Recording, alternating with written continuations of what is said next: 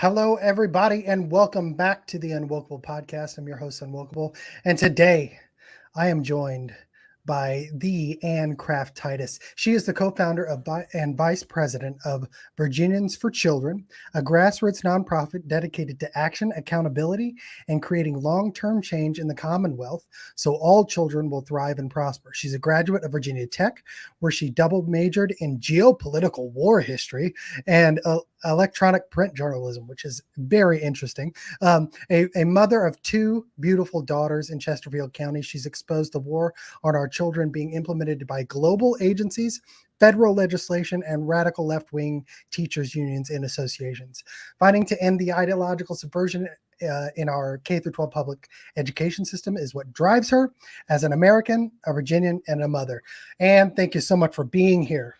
You are so welcome, and thank you so much for having me on. Well, I asked you to come on because we've been corresponding back and forth here and there on Twitter for a while.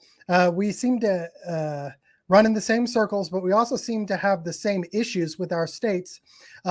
Virginia is a purple, now reddish purple kind of state, and obviously Oklahoma is the reddest state in the country. But there seem to be a lot of parallels here between on the outside between, well, I think there's a lot of parallels between what you and I see on the inside of what's happening in these two states. And so I hear that let me just couch it this way. Isn't Glenn Youngkin the second coming? Isn't he just cleaning up all of Virginia? Isn't he just doing everything he's supposed to do? Wasn't he the guy that was going to save Virginia from the crazy Democrats? I am a reformed parent for Youngkin. I traveled this state getting him elected, going to the 7 rural districts. He used my 5-year-old could run up to him now and sing Spirit in the Sky and hug Mr. Glenn's long legs, and it makes me want to cry now, because that's how involved I was, because I was one of those people that could not believe that anybody could be worse than Terry McAuliffe, and anybody could be worse than a liberal. And I can remember after 2020 in my brain saying I would vote for Big Bird to keep because people were like, Orange Man bad, like I'm just gonna vote for anybody but him. And I remember thinking that, and now those words echo in my head, because Virginia is no better off. We are not okay. I was just having a Zoom voice with FAIR, and I was talking to them, and they're in New Hampshire, and they're like, we thought that you guys were doing, and I was on War Room, and Bannon was even like, we thought things were, I was like, we are not okay. Our kids are no better off than they were under Northam. No better off. He's done nothing he promised. But now I go back and I listen to his words in a lot of these, his ads when he was running. Mm-hmm. And if you go back to when he was in Davos in 2020, which a lot of Virginians are like, what? And I'm like, how? So Davos, meaning the WEF, the World Economic Forum. Economic Forum in 2020, right before and let's be clear about this, he did not get fired. Okay, he left Carlisle. Okay. There's a lot so of what was Carlisle? What was Carlisle? Carlisle is one of the world's biggest investment firms. And this is where it gets interesting, is one of their holdings is also Blackboard, which is one of these.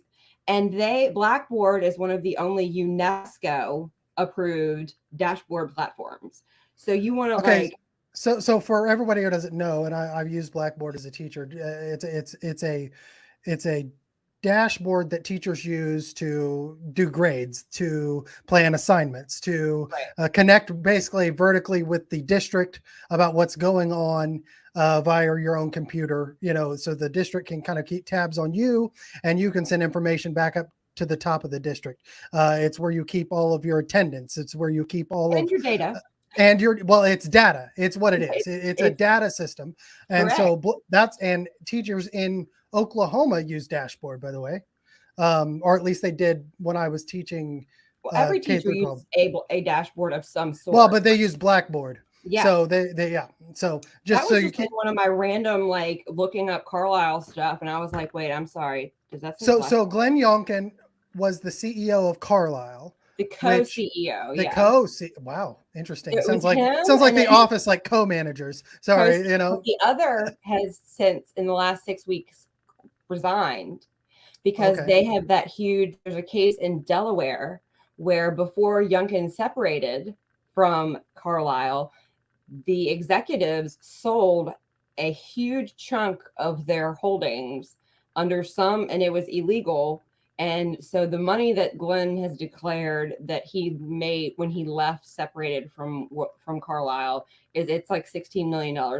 In Delaware, there's a huge lawsuit going on up there with the shareholders. So, Interesting. but Well, so let's that connect all case has this. come out, his co-CEO, who is an Asian gentleman, I forget his name, but they were co-CEOs. He has since, in the last 6 weeks, resigned. Okay, so let's connect all this. So Glenn Youngkin in 2020 Right. was speaking at the World Economic Forum as the head of Carlisle. With China. With China, right? So this is Klaus Schwab. This is the whole The Great ESG Reset. industrial complex, right? Yeah. And this is before he was going to run for governor. It's right before he resigned to run for governor. Correct. And then when he ran for governor, he started his campaign pretty much as an establishment Republican. Don't get me wrong. I mean, and then who he was like, right? I can remember following, like, as people were at it. It was like 8, and then it was like 9, and I have like the progression because that's how my war room is. And then all of a sudden at the end, he was added. And when they all of a sudden had that weird convention thing that they did, and then all of a sudden it was announced who the GOP had picked, and everyone went, who? Well, see, I want to make a parallel here. Anybody who's watching in Oklahoma, think about the rise of Governor Stitt. He kind of came out of the woodwork, out of nowhere in 2018. And he is also a mortgage investment person who divested from his company right before he started. He had never held public office before, but he was a CEO for a mortgage company that he had started in 2001. And to the best of my knowledge, just to couch here, I don't think that Governor Stitt has given any speeches at the World Economic Forum. But you can probably find him somewhere, speaking somewhere. Like, well, yeah. Well, know where to look. And I'm not accusing Governor Stitt of that yet until I would find that. But what I'm saying is that there are parallels here between these men, Governor Youngkin in Virginia, Governor Stitt in Oklahoma, who kind of jump right out of a CEO business role into public office for the first time and seem to have these line item agendas that either gear towards, global investment or global energy production, basically the ESGWF kind of line item of things. And I've talked about that on my podcast. And we'll be talking about it some more, but this is a real thing. At the University of Oklahoma, there's a whole thing called the strategic verticals that basically is the WEF's line of action being implemented in the state of Oklahoma. And you're seeing the same thing at the University of Virginia, by the way. Because and then you've got VCU, who was the liberal college. I mean, literally, and they're 20 minutes from me. They're the ones that have Northam and all them used for all the ed equity and all the madness that, by the way, has gone nowhere with the man who ran on I'm going to ban CRT platform. Right. I mean, it's nothing has changed. And then you've got Virginia Tech is in it, which is my alma mater. I mean, you've got Radford, who became they're a smaller university, but when VCU got blown out of the water for all this how to be an anti-racist educator webinar and all this stuff, they migrated to Radford. So like, it's just I'm not at bouncing it around. I'm like womb to like I'm not in the college stuff as well, like, and that's where I think you and I can make some connections, because you are very deep in. I know more about the college part. Well, I know about the K through 12 end of it too, but I know a lot about the college end of it, and the college end of it feeds the K through 12. There is no K through 12 problems with wokeness. Right. Like, Yeah. It's the beginning of the pipeline, because right. if you, and just so we can couch this here, and we'll move forward, but what we're hitting on here, and we're kind of dancing around it, so let's say it explicitly, is that Governor Youngkin, Mm-hmm. coming in as a Republican, started his campaign as a nobody. Nobody knew him other than he was a big CEO. He came in and was running an establishment Republican campaign until he hit on the mama bear issue, on the stuff going on in Loudoun County, and then Moms for Liberty got involved. You got involved. All the moms in Virginia got involved, and he used that situation to sweep himself into office, right? And what you're telling me right now is that since he used that groundswell of popularity, or groundswell of outrage, excuse me, about what was going on in K through 12 schools, that he has actually not done what he said he was going to do, and maybe be doing the exact opposite. Is that what you're saying to us? You've got to also consider Jason Miyares. Okay, so we have the new Attorney General, and I was in Burke, Virginia, which is Fairfax, because I traveled with the campaign when he came out with his big speech about Loudoun. I am not going to let this stand. Today, I am on day one. These people are going to answer. So it was. So this is the newly elected. Ziegler is still sitting as superintendent. Okay, hold on just one second. Let so the audience can know what you're talking about. You're talking about the rape. Okay, yes, but the AG who won at the same time. What's his name? Jason Miyares. He was a delegate. And he came out heavy hitting that he was going to wipe out everything about this, the parole board, and he was going to wipe out the Loudoun. He was going to take that, all of Loudoun was going to be held accountable. And nothing. We're almost a year later. Okay. And as the AG, somebody that you've proven covered up a rape that led to another rape, it's not that hard to fire them. Yeah.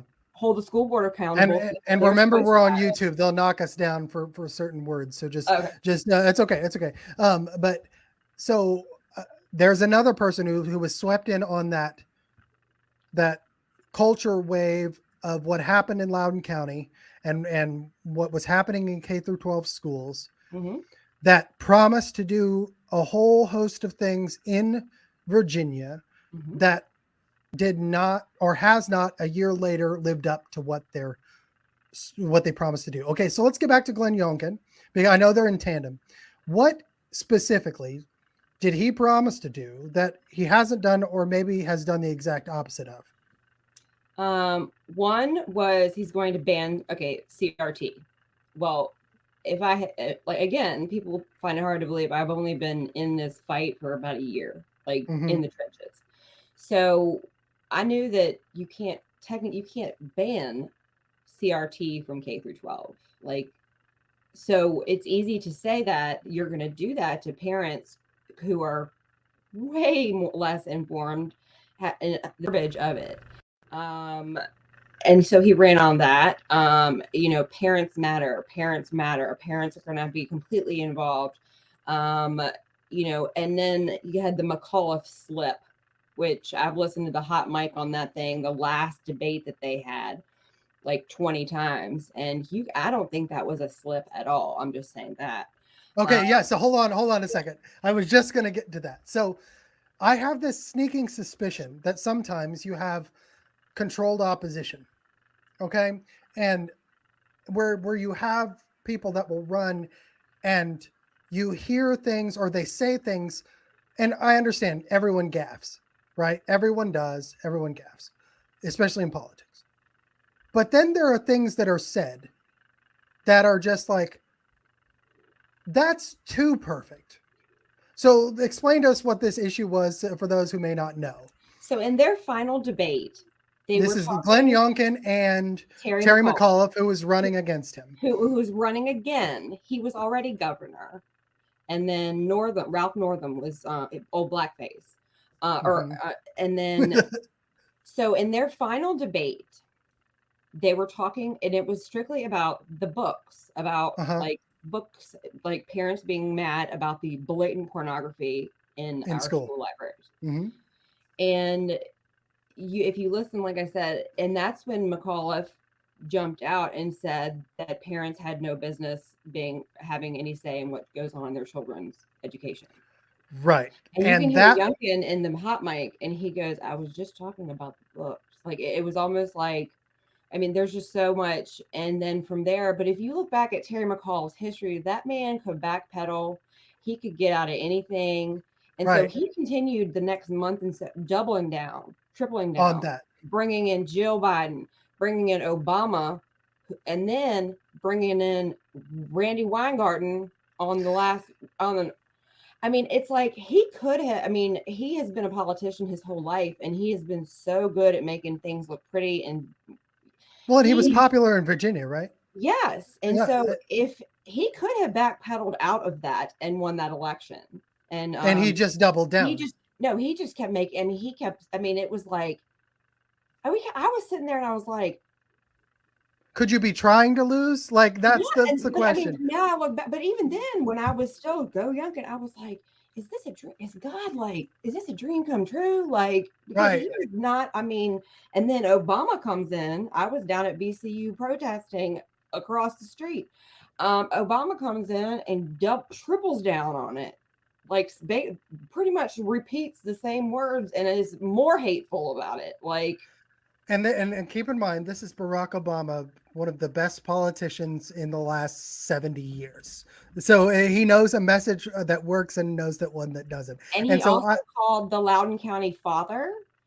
This was enraging. If you go back and watch it, he said that he was nothing but like a matchstick lighter, like pretty much saying that the whole thing in Loudoun had been created, like so that Youngkin would have. I mean, he called the whole thing like he called the father and the child a liar, and said that the whole thing. I mean, it was so enraging. Like there well, was, okay. And all of that when we're, because I remember I was following that race. You know, you had Chris Rufo up running around out there. You had, the kind of unwoke establishment crowd. Moms for Liberty was getting involved. There were lots of people getting involved, and everybody was like, "Yes, okay, we need Youngkin." Youngkin grabs that message, right. and you see all of this. And at the time, we're all very much, yes, win. We want to see this change, right? But looking back on it, and I see the same parallels now happening from state to state. So, like in Arizona, for example, it's like they're going for school choice in Arizona, right? A few months ago. And Randy Weingarten, it's like, plopping down and basically saying the worst possible things that you could say if you want to have a union win or have a union be effective in a message campaign. She's saying the worst possible things she could say. Like, you couldn't have scripted better for a Republican win on whatever issue they wanted, Right. and that's what I see over. And I'm not accusing outright of controlled opposition on these matters, because I think that Democrats are pretty stupid sometimes. But when you have a guy like Terry McAuliffe or Barack Obama walking into Virginia, a purple state, knowing that in a general election, tacking to the middle is the name of the game to win, they went hard left and lost that election. They And lost it because the parents who were either moderates or Democrats and not completely left were like, oh, yeah, they I mean, weren't having it. No, Youngkin would have lost had that not happened. And that was relatively late, a late turn in that process of that election. He was not doing well before that, because the statement by Terry McAuliffe was in the last month to 2 weeks, right before the election. Because in beginning of October, I had held, which is when I got really deep into it, is I had sponsored a table because he wasn't talking about taking the mask off the kids. So at one of his rallies, they let me have a table, and it was sponsored by Matt Strickland, who's running for Senate here, and just as a regular guy back then. But it was Youngkin stopped the mandates, because at that point we were still they were going to, I mean, jab the kids. Even to now, they're getting ready to add the jab to the list for our kids. Really? Yeah. And what does Youngkin say about that? He's going to leave it up to the localities, which is what he said this like day 2 he was elected. after he ran on a platform of, I'm vaccinated. I believe in the vaccine, but I Right. also believe in choice. Right. And parents should have the choice, which is another reason that he got elected. So now the VDH is getting ready to add it to the list. And Youngkin he has said, as he said the second he got elected, was, well, I'm going to leave it up to the localities. Interesting. So that's one issue, to be very specific, is that he campaigned on basically freedom of choice in that area of the vaccine and removing the mask. Give all information. That was always the end of the message was, but I will make sure all science is available. There has been no other science other than his propaganda, get the vaccine. Like his radio ads are like, I'm speaking to you as not as a governor, but as a friend and as a neighbor, go get vaccinated. Like it's nauseating. Interesting. So, okay. So that's one thing. So you talked about critical race theory, or the banning of critical race theory. That was a major portion, right? Right. Because nobody knew about social emotional learning. Right. Like I'm still trying to educate the state.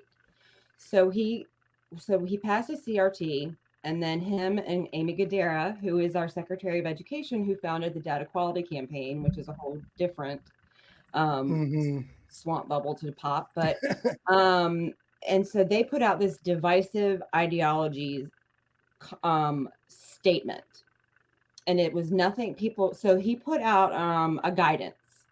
And in education policy, a guidance is nothing but a would you please. Okay. So they pulled the ed equity stuff from the website. And then what is the VEA, who is the mini NEA, Becky Pringle? They popped it up, all the sources. He didn't do anything about it. So all the stuff is still being used as resources. Okay. And so since then, that's it. That's all that's so happened. This gets into a point. This is what kind of happened in Oklahoma too, is that we passed an anti-CRT bill. And in hindsight, what I'm seeing is, I think that it was a mistake to, quote, ban critical race theory. Absolutely. Because I think, and I'm not saying that we shouldn't have done something, but what it did is it gave the verbiage, right? And you don't actually see that in the Oklahoma bill. What we should have done, and what I was actually trying to get people to do from the very beginning, was to defund the DEI offices or the bureaucratic offices that implement SEL, CRT, queer theory, all of the woke homogeny of crap, right? And what I find interesting is that even here in Oklahoma, what happened here in Oklahoma is that the provision that would have actually done that in our CRT bill was specifically removed. And not enforced in our rules process. Right. Legislation can turn into crap like this. It wasn't even crap. It was just nothing.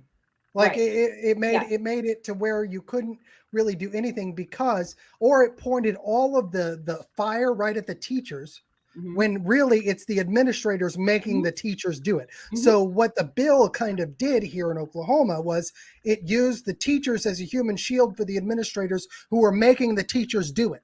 Right. So the administrators grab, whatever ed equity process they want to use, right? Whether it's Bala or there's all kinds of different companies you can use. They institute that. They say, okay, you need to embed this, teachers, in everything you do, not in addition to, which is what the NPS person said. And then, right. But you have to do it in everything that you do. And they admit it now. Like you can find Castle, like it's systemic transformative SEL, and they break it down like the wheel. Now you have to pay attention, and they have what the circles mean, and they literally mean classroom to school to community. And when they talk about even the parent circle, is that they'll talk to you about finding the parents of influence. So that's what you have to understand what these things mean, is that when it says parents and you're thinking, wow, I didn't even know anything about this. How does they have a parent wheel? You have to find the information where they talk about finding the parents who will become stakeholders. Right. Well, I've shown here, in our own DEI trainings where they call it, if you know Kelly Sky, Hmm. she's talked about this, the social ecological model, and that's what that is. It goes from your Yeah. small sphere of influence to the largest one out. But the point is that the CRT bill in Oklahoma, and it sounds like in Virginia, both had the same problem, is that they went after what's being taught in the classroom instead of at who's making the teachers teach this in the classroom. There's not And even a bill because we don't have a Senate to get anything passed. oh, really? Yeah, we don't even have a bill. No. Oh, okay. We're like one of the two off states. So our Senate for the Virginia and so we have 2023, so 20 they would take seat in 2024. And so we have the House right now, but the problem with our House is that we have certain delegates, like from my division, that are complete liberals. They have no business being part of the GOP. They voted down to get rid of the transgender legislation. They voted with, Really? yes, Carrie Coiner is in my division, and she is. I mean, it's just disgusting. But the GOP is like, well, we would never want to unseat somebody in a red seat, and I'm like, so I'm that person. They talk about me destroying the brand. Like people come and they're like, Anne, you're destroying the brand, and I'm like, I might be burning it down, but we got to build it back up. And until somebody starts Okay, calling it, hold on a second. Hold on a second, because you and I seem to have a lot of parallels here, Anne, because I get, if there's one critique I get, it's that um I'm abrasive, yeah, or I don't play on the team, or why am I don't I, politics. why am I calling out my friends, or well, I'm telling the truth about Yeah. what's actually happening around here. And Mhm. it seems that they hit you with the same pejorative, is, well, if you're telling the truth, then you're not a team player. That means you're crazy, or Right. you're burning down the brand, or Right. you're making it harder for us to get what we want done, or what we need to get Right. done, because you're not praising. And Correct. I've literally heard this: you need to praise your legislators because you'll get more done if you praise them. No, you And won't. I'm like, I'm not going to, these are not children. These are people that we've hired to do Mhm. a job. They've promised to do a job. And Yes. you all get upset at me because I point out to you that they've not done their job. Right. And because we've become that tribal, right? And so that's what you're saying you've experienced, that because you have They agree with said, me 100%, which is the disturbing part, is that they're like, they whether agree I'm with you at, behind the scenes, and yeah. not in. So I'll run into certain people that have had interactions, like, because I'll debate with you all day long, because I mean I'll talk you, because people say, well, what exactly is your problem? And I'm like, with his camp, which policy? I'm like, Yeah. his entire I mean, there's not just one. I mean, I can't point out to you what my one problem is the whole time. What can you tell Right. me that he's done?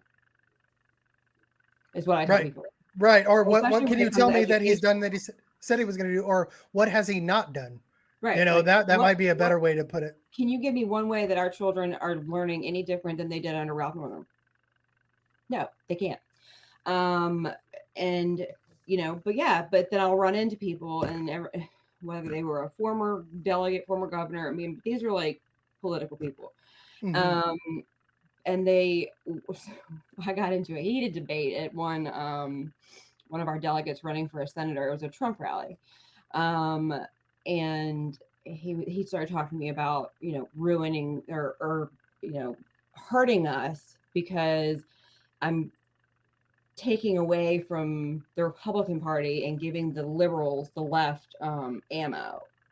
And I'm like, here's the thing, is that I'm not the one ruining the brand. I am the brand. I am conservative values. I want them, not the rhino, because I tell people it has an actual meaning. It means in name only. So if they are Republican in name only, what are they? Yeah. Because if they don't align with Republican values, if they Mm-hmm. do not align with conservative values, if they don't honor the Constitution of the United States, and if they don't honor their oath of office and what they were elected to do, what are they? Right. I am trying to restore a brand. I am trying to Mm-hmm. restore an America. that Well, you and I seem think, to have forgotten and compromised away. well, And and I I think, mean, people look at me and by the end of the conversation, they're like, okay, like, right, right. Well, but I think you hit on something there. I think this concern with brands or tribes is part of the problem. Is that especially since 2020 and the madness that happened with COVID and Black Lives Matter and January 6th, even, and all of these massive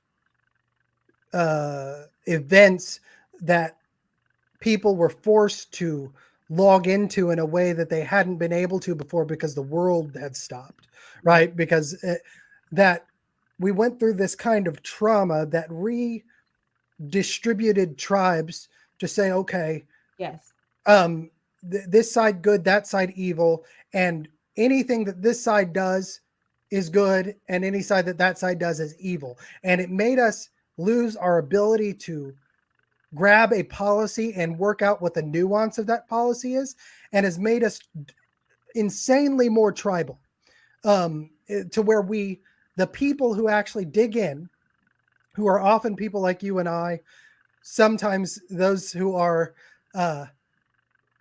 you and I have the same kind of complex of saying we don't really care who we piss off. We're not necessarily the kind of persons who worry that much about what kind of power or prestige we're going to get out of the process. right, And it comes from people like us. Then the establishment or these newly built tribes jump at us and say, well, you're insane. You're ruining the brand. You're trying to stop what we're doing. And all we're trying to say is, hey guys, look at what's actually being done. Don't look at just the name of the bill. Look right. at what Oh the my bill God. says. Yes, And yes. here is an example that I think people should know. Save the Women's Sports Act in Oklahoma. It's like the Equality Act. Nobody understands that. Well, but hold on. It actually does and allows for the exact same thing that it claims to prohibit, by the way. Because the operative phrase in the bill says this. It allows somebody to change the status of their biological sex within 30 days with an affidavit. That's the operative portion of the bill.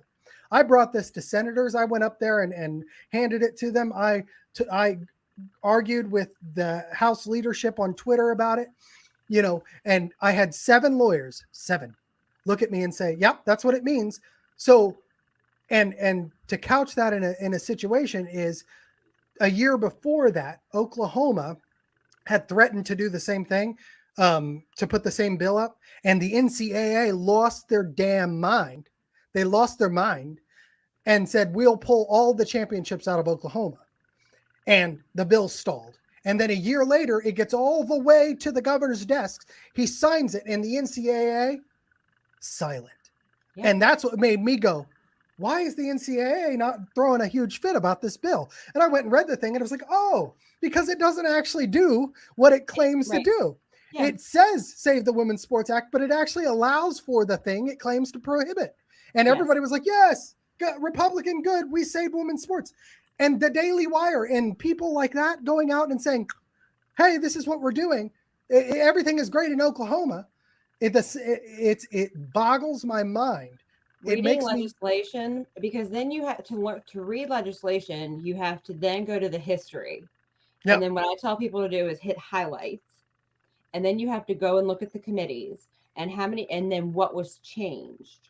Mm-hmm. The original bill versus, and then you can go through and you can find so to pass the House, what did they have to change? Mm-hmm.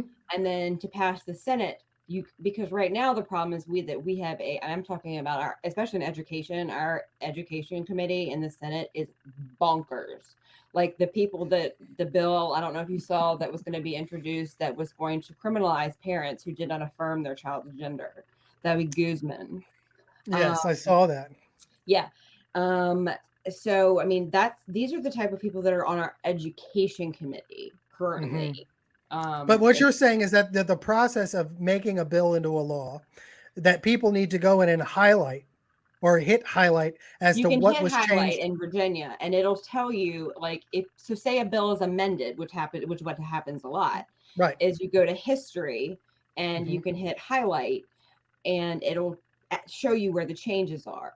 Like Right. highlight what, and then you can go under, and you go and you see like house suggest or house submission or substitutes, and you go to Mhm. that, and then you hit highlight and you see what the House added or took out, and then you see who voted for that to make it pass. And that's how you start to figure out who people are. And this is what I tell Republicans that I trust still here in this state is stop voting yes just to get a bill that you co-sponsored or you sponsored to go through if it's abhorrent, if it is Right. if it has been dismantled, which is what happened with this sexually explicit instructional materials.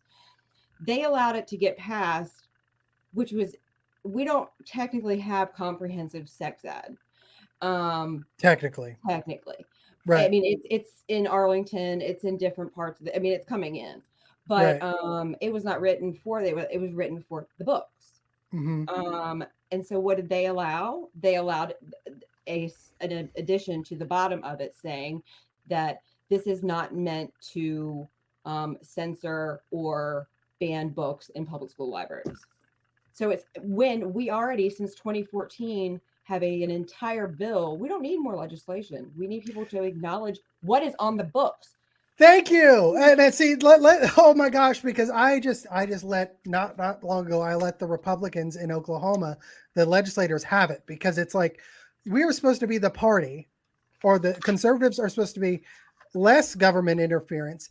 If we've adopted the idea of that Democrats made prominent in the FDR era, which is, in order to be a good politician, you have to look like you're doing something.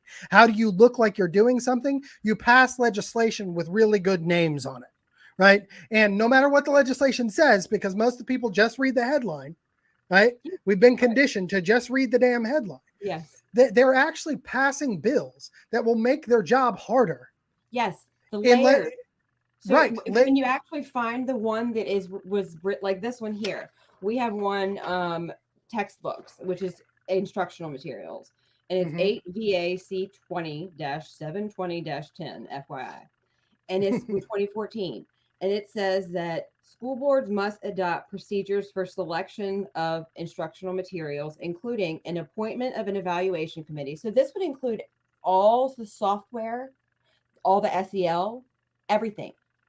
That they must appoint an evaluation committee to review and evaluate instructional materials. They must put a notice to parents of the instructional material for consideration. So all these contracts that they have, they must give an opportunity to review the proposed instructional material. There must be procedures to ensure appropriate consideration of citizen comments. And then that's literally legislation that's already standing in Virginia. And they're basically trying to add more to that, or make it look like they're doing more. They went and added a sexually explicit. Is that so? All the bill said was they're and what they do is they write bills, and then they give it to an agency who happens to be the Virginia Department of Education. Mm-hmm. So they'll write a bill and say, like the transgender or the social emotional learning, and they'll say, you have to adopt this, or you have to write this. We didn't appoint them. We didn't elect them. We elected you to write law. We didn't elect you to write law to then pass it to the Virginia Department of Education to then write. Mm-hmm. Yeah. Okay, And that's so funny, because Oklahoma has that institutionalized in their process. They have what's called a rules process, meaning that the legislature writes a 2-page bill, and then it gets left off into the dead of night. Yep. And they write in-depth rules that actually enforce the bill. Sometimes that's through the Department of Ed. Sometimes it's through a committee of senators or whatever it may be, but it's always underground, and there's no real highlight to it. Republicans do not write bills that have teeth. Right. Well, you're right. And then the rules that come out of it in the dead of night, like through what you're talking about with the Department of Ed, the bureaucracy actually writes the enforcement. They write whatever is actually operative. Not the people you elected. Right. And unless it's challenged in the state Supreme Court or something like that, it's going to stand that way. The policy is going to stand that way. So you have the law, then you have public policy, which is where all the actual work is done. And that's what actually touches the people. And that's what I've been trying to get people to understand, is that DEI, the apparatus, the equity establishment that is making billions of dollars, promoting SEL, promoting CRT, promoting comprehensive sex education, lives in this amalgamous dark swampland of public policy enforcement. Right. And that's what we need to gut with a piece of legislation that says we are defunding that in the schools and in the apparatus to the schools. Right. And whether that takes a change of constitution, or which it would, I think, in Oklahoma, or whatever, that's the kind of teeth we need, is to actually remove some of these laws that are making everything so confusing, not add to them the way that you're talking about them doing in Virginia. Oh, because they'll repeal. I mean, you can look and you can see they're like, oh, I mean, they've repealed so much stuff that was there that would have protected these kids. But guess what? I've found the ones. I mean, we have mental health laws stating what parents must, and we know that social emotional learning is admittedly, whether in the MTSS or here it's the VTSS, universal mental health care, tier 1, universal. Every child is receiving mental health, period. They will admit it to you. Well, and let's talk about this for a second. And that is why my shirt is education, not experimentation, because it is literally the longest Nuremberg that nobody's talking about. You can find articles where they admit it, that we don't know if it works, but until we do it on the kids, how are we going to know if it works? That sounds familiar. That sounds like COVID, but that sounds like the shot. But let me trying to enforce a shot that still is not been approved by the FDA. Right. Well, but let's stay on this mental health issue. And did you see when I blew up the whole thing about OU Children's Hospital and the surgeries? Mm-hmm. Yes. Okay. So I broke that story. Libs of TikTok retweeted it. And the reason why I made the connection and blew it up when I did is because I saw the Oklahoma legislature, under the shadow of a legislative session or a special session in the summer right before an election. So nobody was paying attention. Great. Yeah, that's right? Wonderful. We're getting ready to pass and allocate $1.7 billion of ARPA money. Okay, and so this is what an ARPA, meaning the American Recovery Act because of COVID. Right? American Rescue Plan. Mm-hmm. Right, American Rescue Plan.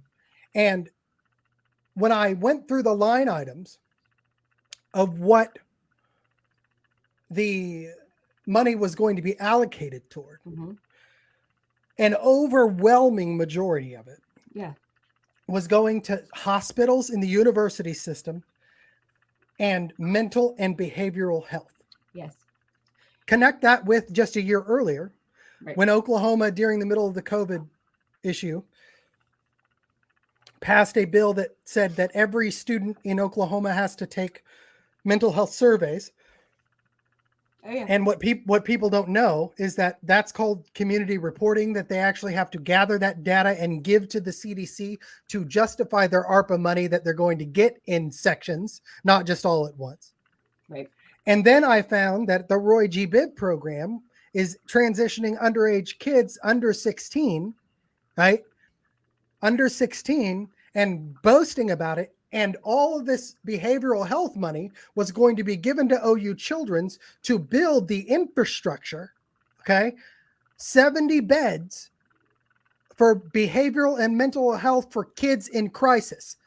Well, when you have, like Courage is a Habit talks about, school counselors funneling these kids into, and one thing that the OU Children's website said was that they partner with schools. Yeah. To help these kids transition. And then you put social workers. Yes. Yeah. And so it's a whole big chain, right? But all of this money. CPS, before this fighting for the children who have no voice, and child sex trafficking, which is who I fought. And that's why this doesn't scare me, because that's what I fought first. Yeah. But knowing CPS, the fact that I tell people, I said, anybody that thinks that you're above, because all in Virginia, if your neighbor doesn't like you when wants to call in CPS, you're in the system forever. And then you have got social workers in schools, and they're asking questions to your children like, do you have a supportive parent at home? How many times a day do you eat? How many days of school did you miss last year? To children, to 6, 7, 8-year-olds, all of that data is going somewhere, and it should scare the living crap out of parents. And where it goes right now is it's going straight to the CDC as part of community reporting that is mandated to get your sections of ARPA money. And that ARPA money in Oklahoma was used to fund the infrastructure that's going to continue underage trans surgeries and hormone therapies. And what happened here is, the governor comes out and says, I promise to end this and make this illegal. And everybody's like, yes, a win. And then OU Children's came out and said, we promise to stop it, okay? And the only mechanism was, well, we won't give any of the ARPA money to build the hospital, right? We won't give any of the ARPA money to build the hospital if they continue these surgeries in this one hospital. But that's the only mechanism for enforcement. So once the hospital's built, what do you got? You got nothing. And then you got nobody pushing it now. Nobody's even talking about making it illegal. And it's the money, stupid. The one thing we had to stop it was the ARPA money. The governor could have stood his $2 trillion. People think they talk like people will talk about, the COVID money that went to the schools. Yeah. And then you've got here, which was higher education. And then you've got EONS, which is for non-public schools. So, I mean, and then not even that, but if you $2 trillion, so every board of supervisors or city council took money, not just the school division. Yes. So when you total it up, it is still, they are still giving out ARPA. A lot of this money is for this student loan forgiveness is being, that's what it's being. But at the end, what they said, it was we already had a $3 trillion deficit. They gave out, I say Joe Biden bought the nation because all of it had these stipulations of what it could and could not be used for. Is that he bought the nation for $2 trillion. He bought higher education. He bought he bought private schools. He gave it to your city division. He gave it to your board of supervisors for your county government. Is that people don't have any clue about how much it's over to, it was now I don't even know what it is, but when Deb and I did the series, it was about $2 trillion. Right. And that's the other part of this is that, so for example, the city of Norman, which houses the University of Oklahoma, right? They were gathering their ARPA money right before, and it all has to be towards certain things that are very much towards a social justice agenda, whether that's homeless, the homeless developments, or Perkins. That would be the Perkins division of it. Is that Perkins? There's all these different parts of it, but the Perkins that's for the homelessness. Right. There's all, and that transforms communities because you get a certain subset of people who are reliant on the government that come in for Section 8 housing, right? And you can literally transform the electorate of a small city, by having them flock to the city. And that's what's happening here in Norman. And what people don't understand is that's what defund the police was for. Here we were the only city to do it. It was a big white flag saying, hey guys, come here because we're about ready to start a social justice agenda in this city.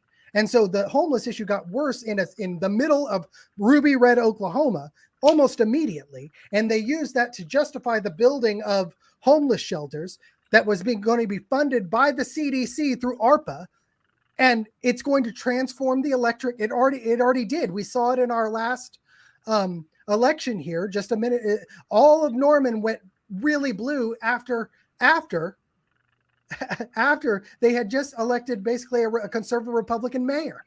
8 months before that. So it's happening quickly and people don't understand it.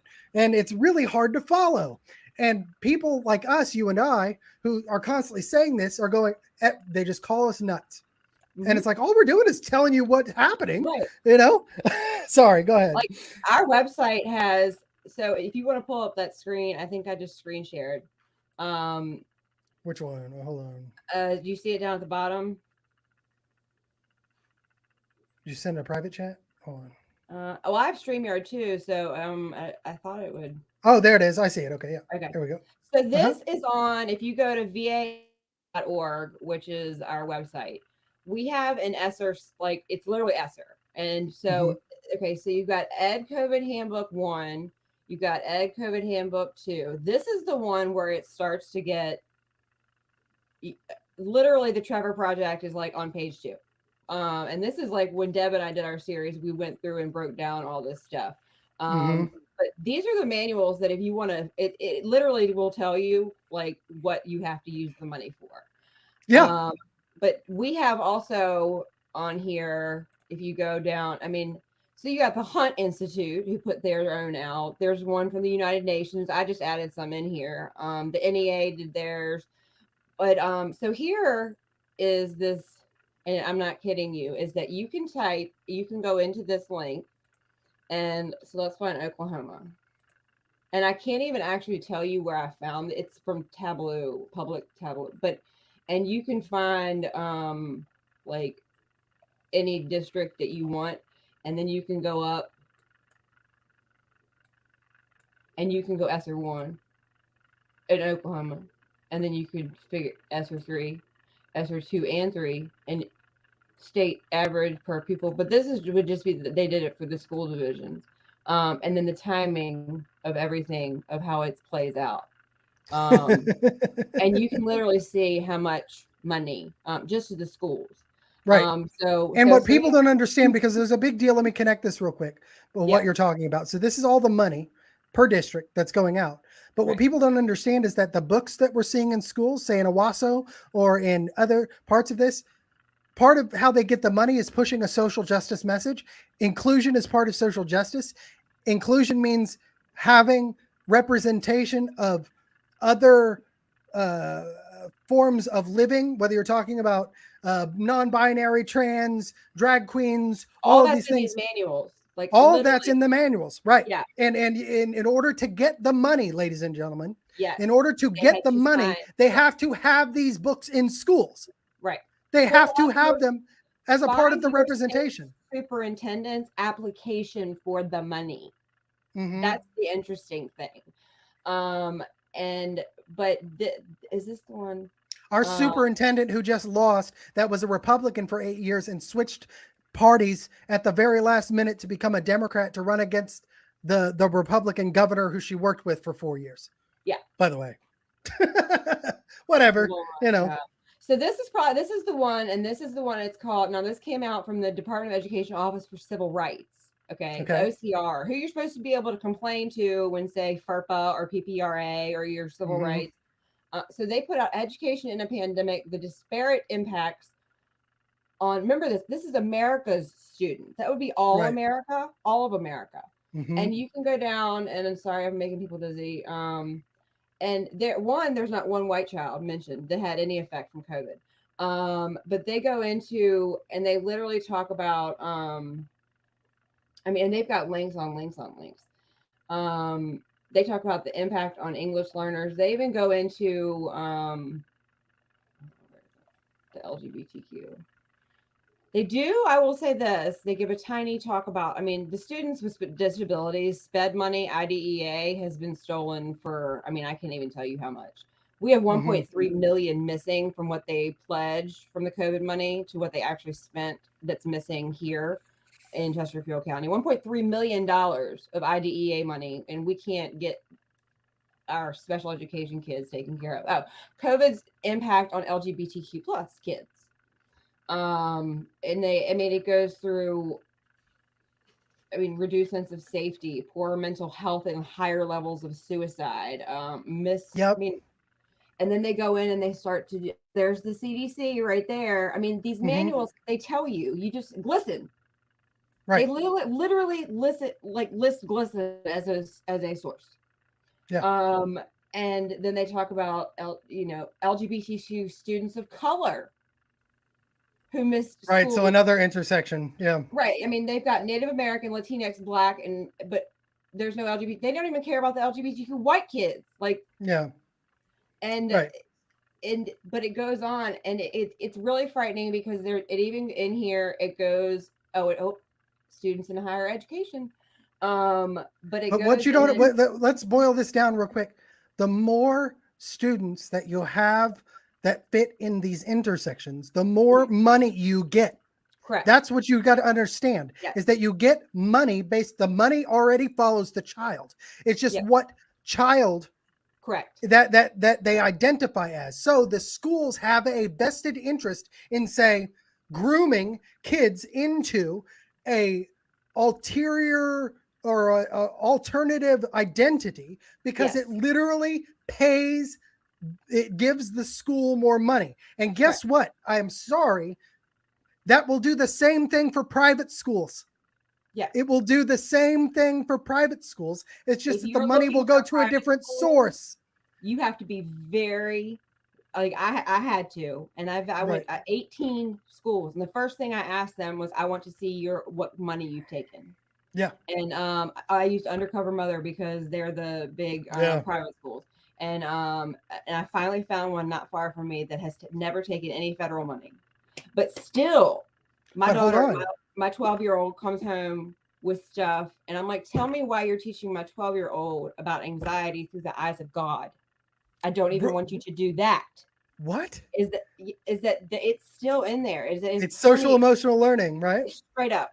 I mean, I'm the mom that the first week of school was kicking down the door at the new private school saying, what is this? Yeah.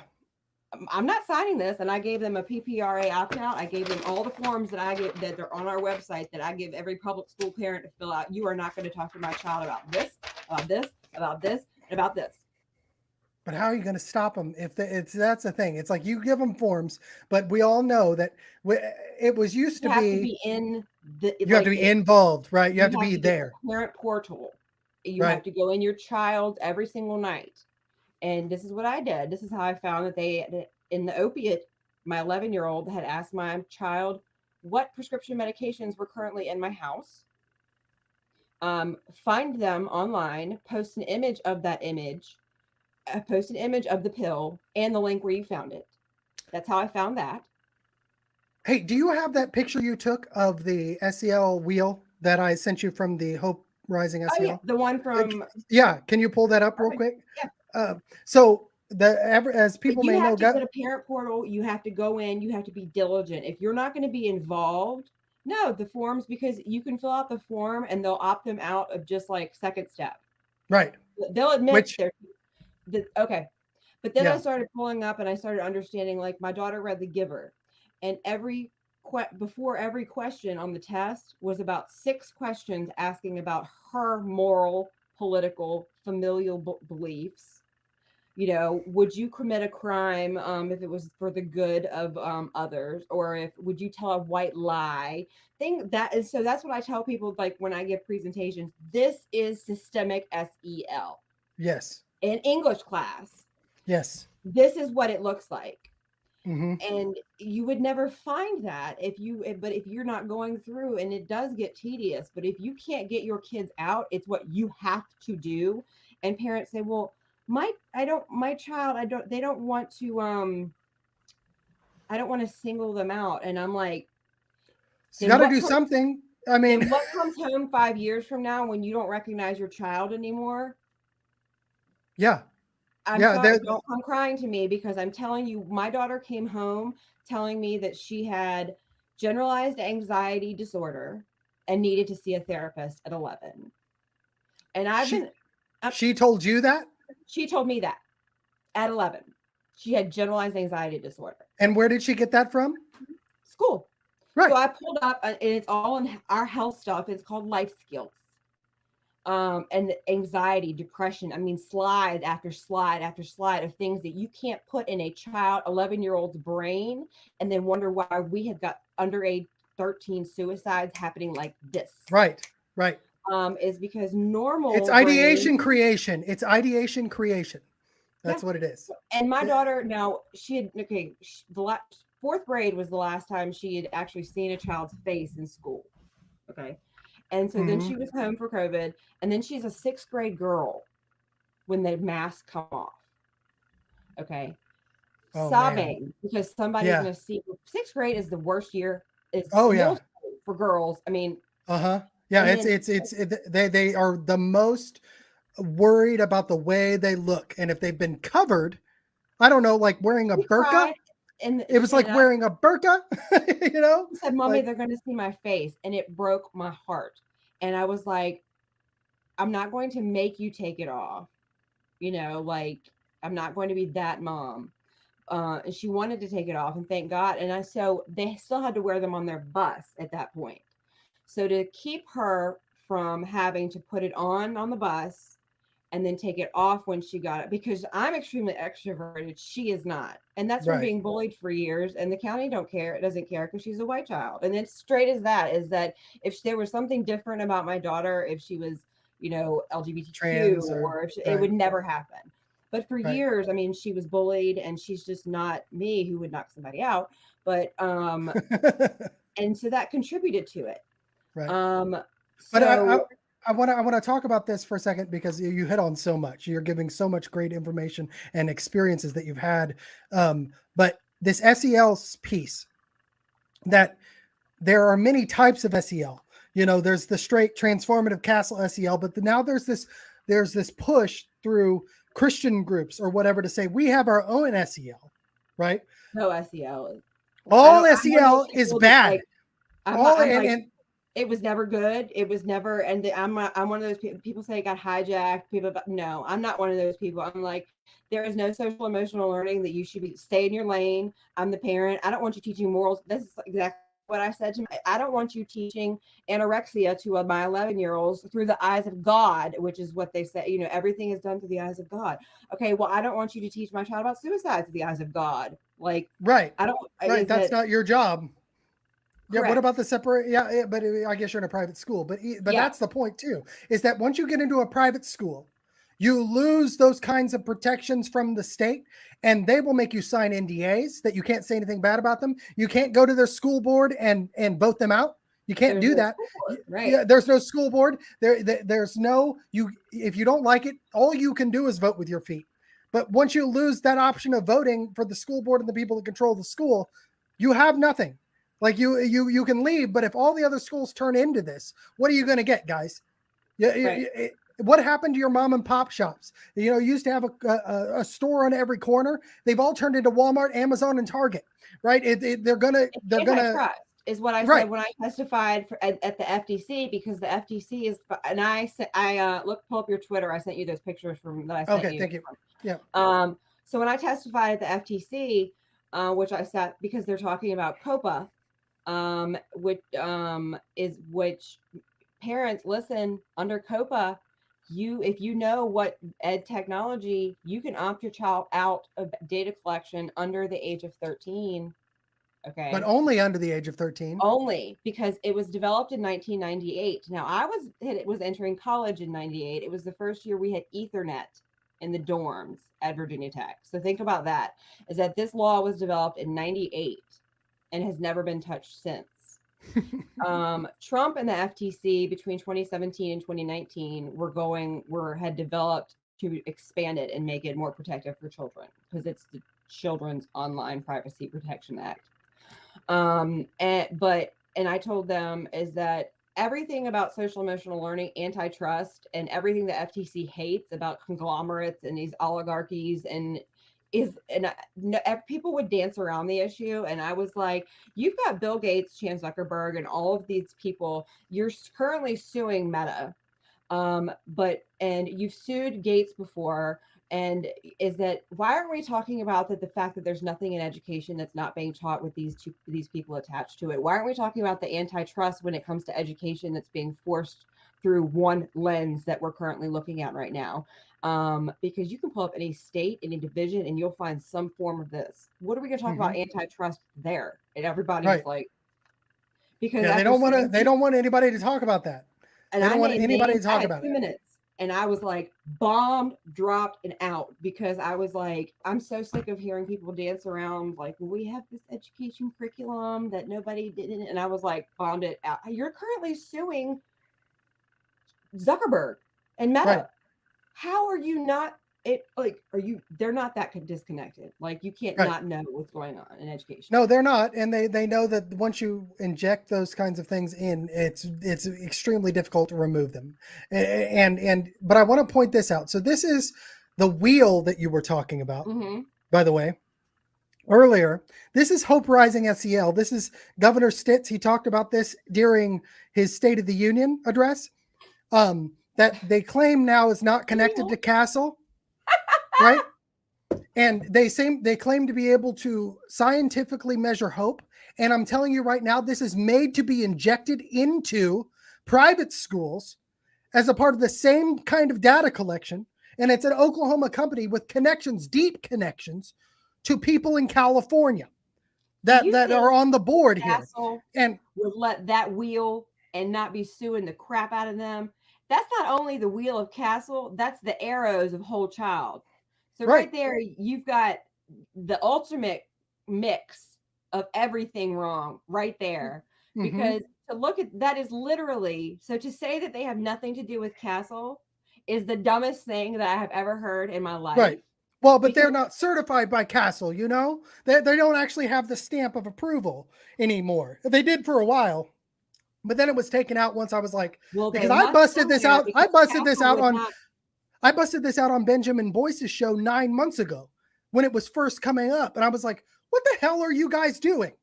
What the hell are you doing? I've told you about this. I know that there have been bills written about this. And you all have Oklahoma, you know, the chair of the board is one of the governor's best friends, right? And his wife is pushing it. And it's like, and people are like, last night, y'all have all these California people. Right. Yes. All up in your Oklahoma. Yes. Right. And we just brought in Google to do $75 million worth of data collection to do data for the state. And it's like, what? But hey, guys, when we're running for election, we're against ESG. We're against SEL. We're against, CRT. But you're literally embedding the apparatus in through your policies that you claim are Republican conservative policies. And they're not now part of NAPE. If you look up like the national report card, there's a whole section on the 17 different like SDGs and how they're going to be a part. What are SDGs? We're speaking in code here. What are SDGs? The Sustainable Development Goals. Like I don't know if you saw my most recent explosion at the Board of Education 2 weeks ago, but the Mahatma Gandhi, the UNESCO Mahatma Gandhi Institute, they literally, I just happen to have this with me. So this is what it looks like. So it's the UNESCO Mahatma Gandhi Institute. Let me make it bigger here so they can see it. Hold on. Okay. For peace and sustainable development. And they make an extremely frightening newsletter called Blue Dot. But you can go straight, you can Google this and it'll tell you SEL for SDGs. Education for emotional resilience. This is the UNESCO, okay? So, and then they literally tell you, and this is what I read to them, is that, so they talk about why they need SEL because of dissonance and SDGs. So children are going to have dissonance when they start to teach them about the sustainable when globalism. Meaning that they're going to be thinking for themselves and think, hey, something's wrong here. Then this is why they say they have to start as young as possible to keep children from thinking for themselves. They literally in this article tell you, and they say, and I read this at the board, since dissonance is an unpleasant emotive state, subjects of dissonance require emotion regulatory capabilities to navigate the behaviors and prerequisite antecedents to attain SDGs. And then the article goes on and at the to bottom, attain the social development goals, the sustainable development goals, global warming, to think about the collective mindset, which is what they're teaching your children, to no longer be individuals. Right. Is that you have to give up your own, what's good for you, and care about the world. Right. And so dissonance would be children to avoid the dissonance that children will feel when they are eventually taught that it's not what's important to them. It's they have to think about what's good for the world. Yeah. And that's what I tell people about empathy. When you see empathy, okay, you have to question that it's one of those words, is because it is very frightening of what they're actually teaching your children. Like your children they no longer have boundaries, which are a Right. natural thing. They're teaching them that, oh, Johnny is stalking you on the playground. You should be a better friend because that's not nice. Or Right. you walked into the bathroom and there's a boy. You should have empathy for what that boy feels like, or what Mhm. they're going through. Even Not if having the empathy hurts you as a person individually. correct. That's the point. So That is the point. here's an example. Here's an example of how this will manifest that everybody can connect to. When your child gets to be 21 years old, right? And they're voting and they're working and their gas goes to $8 a gallon. Correct. Their social emotional learning training will have corrected their response to dissonance and say, it's my job to pay this much for gas so that I can help the environment. Correct. So even though it hurts me at home and makes me not be able to travel or, not put as much food on the plate for my kids, it's my job as a citizen of the world, not of the United States, Global not of Oklahoma, right? It's my job. Right. It's my job as a citizen of the world to pay $8 a gallon gas. That is what my duty is. It's a patriotic duty to the global structure of what's been putting out. So that's what they're training kids from a beginning. If they can get them at 6 years old, I like to use, if you haven't watched this, Anne, watch this. It's called A Friend of the Family. It's on Peacock.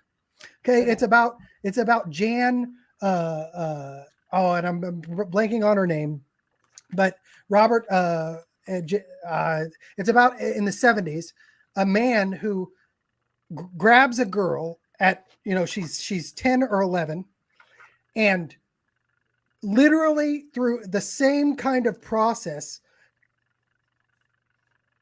grooms her to believe that she's an alien representative from another planet that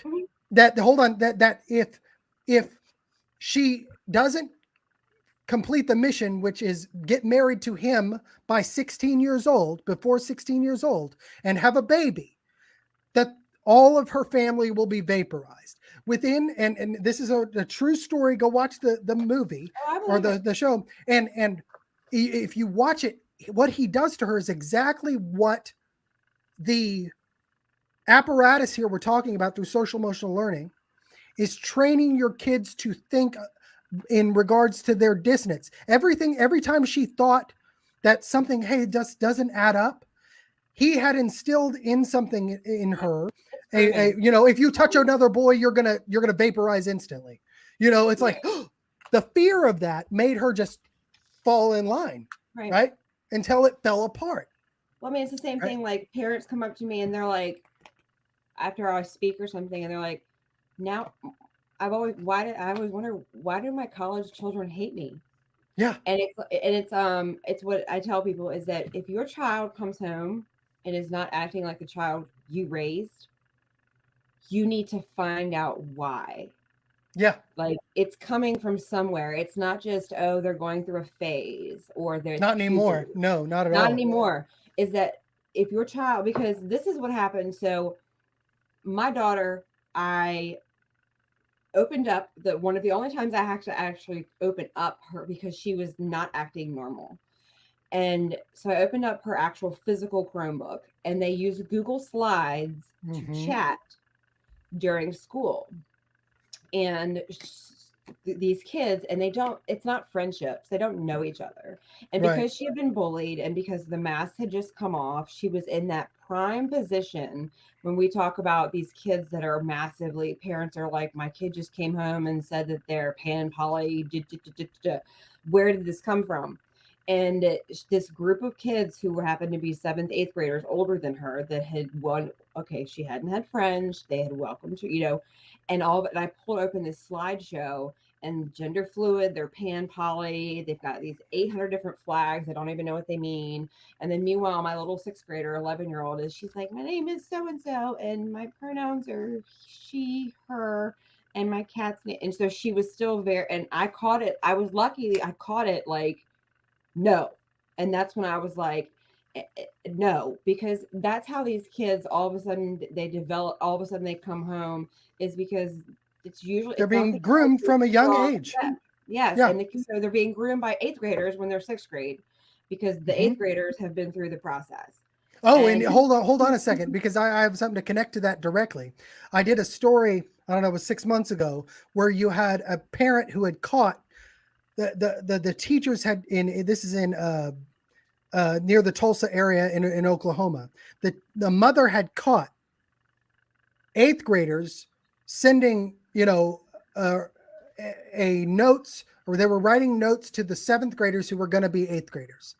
And in that, they were describing all, and this was an assignment given by the teachers to the eighth graders to send to the seventh graders through Google Docs. yeah, Right, through Google Docs, and it was describing, this is what you have to do to be inclusive. This is what it means to be trans. This is what it means to be poly. And when the parent tried to go and get that information, when they tried to get it, they used the eighth graders as human shield, saying it was a student work project, and you can't see what it was that your kids saw on the Google Doc because it was not prepared by the teacher. It was prepared by another student, and poof, it went into the ether because it was deleted on Google Docs.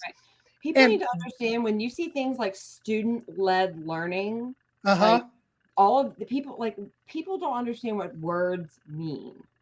Like when they talk about all children, like personalized learning, there is no way a human teacher can do differentiated instruction for 30 children in a classroom or do personalized instruction. And then when you have Jillian Balow, who's our new state superintendent, thanks to Youngkin, actually acknowledge that all children will have IEPs, that would be individual education plan. You have to say, how in the world is a human teacher going to do that? They can't. Is that where is the data going? The data is going to algorithms and AI. And literally what we're saying is that every child, based on this data that's been collected on them for years, that nobody, they're each getting individual, literally, they're all getting different instruction based on what their scores say that Glenn Youngkin needs. And this is where it comes in to the Republican workforce driven education. And I tell people every time, I said, listen, guys, I'm not against more vocation.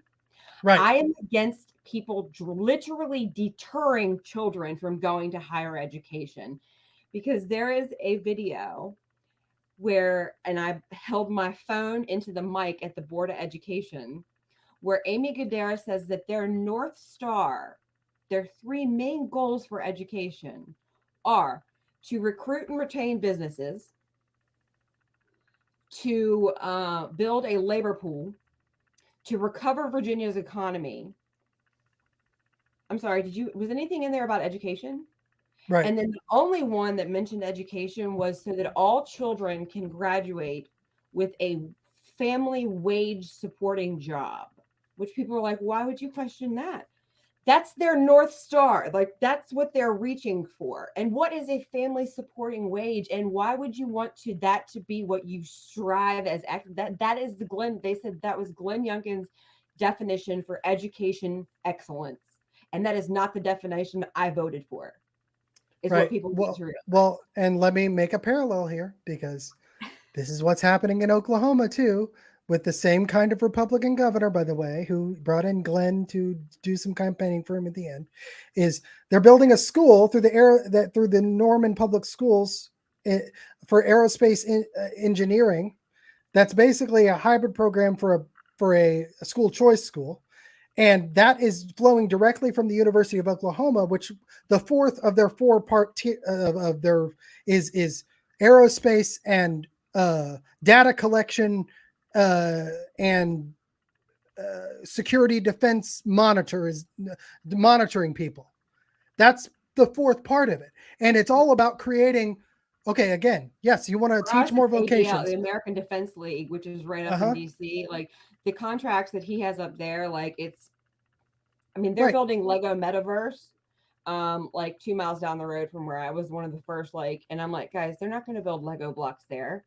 It's related to metaverse. Like It's drones, Minecraft. It's Minecraft, and like yes, you know, exactly. Because the gamification is that all. I mean, if you look up the World Economic Forum, they have this thing about metaverse, and they literally have kids in classrooms with the VR goggles on, and that's how they're learning it. And I'm like, you guys. Well, I wrote an article called "The Mining of the American Mind," right, where I found a WEF article that talked about Minecraft as SEL, that it's been bought and used so extensively I mean, my stepson, who's 9 years old, will watch people play Minecraft for hours. And it's not because it's visually appealing, guys. It's one of the worst looking games I've ever seen in my life. I looked at it when my daughter started, and I was like, what in the hell is that? But what is it that grabs them? Oh, I need to grab the iron ore. I need to mine these materials. I need to make myself and then you have the governor of Oklahoma trying to literally bring in this huge mining industry here in Oklahoma to mine minerals to create batteries for electric cars. Like, I mean, it's literally that direct connection, and it's like, this is what kids are being pushed into wanting to be, not because they want to be, but because that's what they're being conditioned to want. Right. And so they're literally giving up a part of their free will. And you're in Virginia. I am a student of Thomas Jefferson. The Thomas Jefferson Memorial says this. It says, I swear upon the altar of God that I declare eternal hostility against all tyranny over the mind of man. Right? Over the mind of man. That is what we're trying to highlight here. That's why I think Anne and I have some parallels here, and I won't lump her into me because she's a much more lovely person than me, I guess. You know what I'm saying? You're really a likable person. Watch some of my rants. well, but we get demonized, I believe, is because we look at our own side and go, what the hell are you doing? Because you seem to be the antithesis to the thesis of the crazy wokeness. You're coming in here with your antithesis, and you have these already determined prescribed solutions that will benefit your pocketbook in the end by monetizing our children. Right. They are literally called human capital. Yes. Literally. They are monetizing our children. Every time I hear freaking Corey DeAngelis say, I want the money to follow the child, I look at him and go, don't you monetize my kid. Not anymore. I think there could be good things about school choice, but your rhetoric, if it's done by somebody educated, like I said this about Virginia. Virginia still thinks that vouchers are good. Okay. That's what school choice is right now. That's all it is. We elected a man who ran on charter schools because Virginia has had the same 7 since they started in 98. So we've been so deprived from anything that we didn't even know what charter schools were. We've never been a part. And that's why the whole setup, I believe, with Virginia is that we elected a man who ran on charter schools being amazing. Okay. And now I look back in that and I'm like, oh my God. But, we thought that would be like a different thing. And so Virginia's like school choice. And I'm like, what does that mean to you? Right. Yeah, no, and they won't, and that's the and they're like, well, what do you mean? I'm like, you're going to a school board meeting wearing a school choice now. What does that mean? It's like saying systemic racism. Define it. Right? It's like saying anti-racism. Like, well, define we get to pick where our kid goes. And I'm like, but if it has dollars attached to it, there's going to be stipulations, and therefore it's no longer choice. Right. It's school. What is they called? And I'm a teacher. I'm so bad at this. Multiple choice. It's school multiple choice. Basically, is what we're going to do is we're going to say we're going to have. It's not choice. Is what right. But all the choices are pretty much, it's the choice between Target, Walmart, Kmart, and Trader Joe's. You want to go to Grandma's Quilt Shack down the street? That's mom and pop. No, that's not on the multiple choice. Because they will be funded. They will be kicked out of the market by Apple, by Google, by Amazon, who will put people on the boards of these schools who are literally going. And this is one thing I want to put on this is that they always say that schools are funded by property taxes, right? Property, no, yes, but that's where a majority in most states it comes from, right? Here's what people don't understand. Who owns the most property in all of the United States? It's not the person who owns their home. It's businesses. Right. It's Amazon who owns the giant, 400,000 square foot, they pay the largest property tax. So guess what? If they fund schools, this is another point of sustainability right here, right? Because right now, if their tax dollars are going to fund public schools, they don't get that money back unless they get the schools to buy into their tech issues, right? So I'm talking about like Google, Amazon, Apple, right? But what they can do to create a really sustainable system is start their own schools and have the money follow the child to the school they're paying for, and all of a sudden they're paying tax dollars, their property taxes, that's being funneled right back into them. Yeah. Because the money will follow the child, and it's just like, oh, well, here's just another ATM. And the more kids they get and the earlier they get them, the better the investment. And then it turns into not what I'm teaching your kid, but what do you like most about the school? Then it becomes an actual product, and education falls to the wayside of what do you like about the school, right? That's a huge problem. And every time I bring this up with the school choice establishment, many of whom I like, I either get attacked as being not conservative, I get mobbed on Twitter, but nobody will answer the damn question. No, nobody will answer it. And what about the transparency issue? What about the transparency issue? Right. Because you can't force private businesses to be transparent about what it is that they're doing, where their money's going, and what they're teaching your kid. Correct. Because just like someone here in Oklahoma said that's pushing school choice, they said, transparency is for government, not for private businesses. You know what I mean? No, it's absolutely the truth. But it's like, so to your point is it's not hard to find who's determining what, like, so hold on, let me pull this screen up. So there's things that you can do to find like who's determining what your children, like this one here, I showed them. So this is, I sign up and this Teacher Direct on the Virginia Department of Education, and you can get whatever, all the BS that they're sending teachers. And right here, it says the World Economic Top 10 skills identified by the World Economic Forum to teach children in Teacher Direct. And where is this from? Like the Teacher Direct, the Virginia Department of Education. Oh, okay. And it was sent out about 3 months ago. And then it's things, and then right here, I'm going to present just this one. Yeah, go ahead. I'll pull it up. So this is called, I just look for one thing and I find another. Mm-hmm. And so I found, this is a nonprofit called Virginia Learns. And you can see, let's see.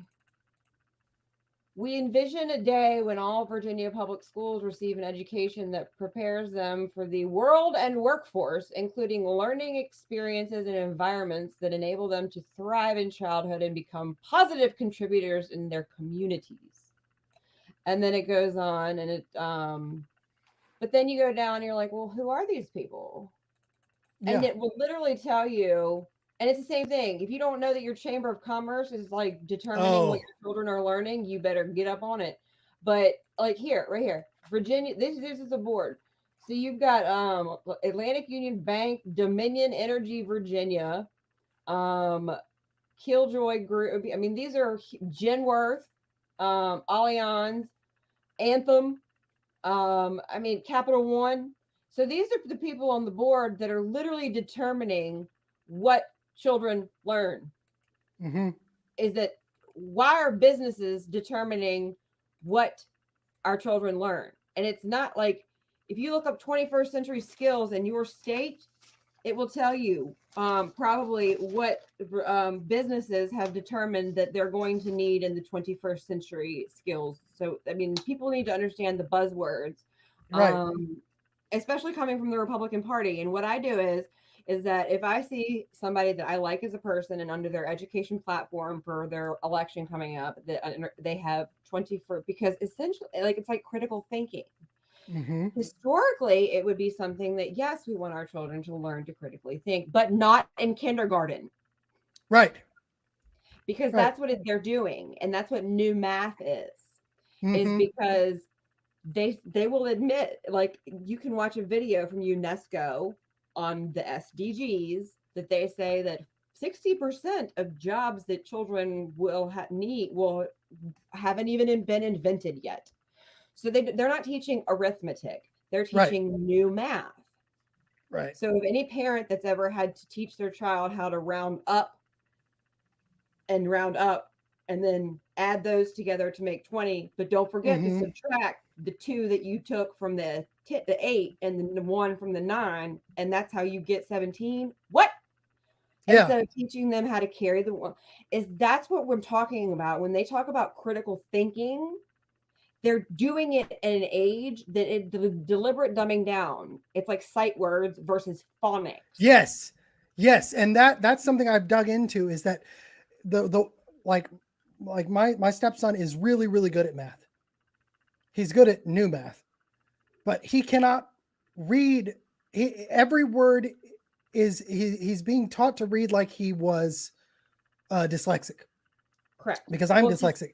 And if you've never read Crimes of the Educators by Alex Newman, I think he's one of the writers, but they talk about sight words, like teaching children to read like you're teaching them to read Chinese, like sight words, like putting parents that put door on a door, like, is that it creates dyslexia because you're making the right brain do something the left brain should be doing. And so there's so much stuff out there that's been suppressed about, like, I found in WikiLeaks, I found a congressional report from 2013 about all of this, but yet they're talking about the science of reading.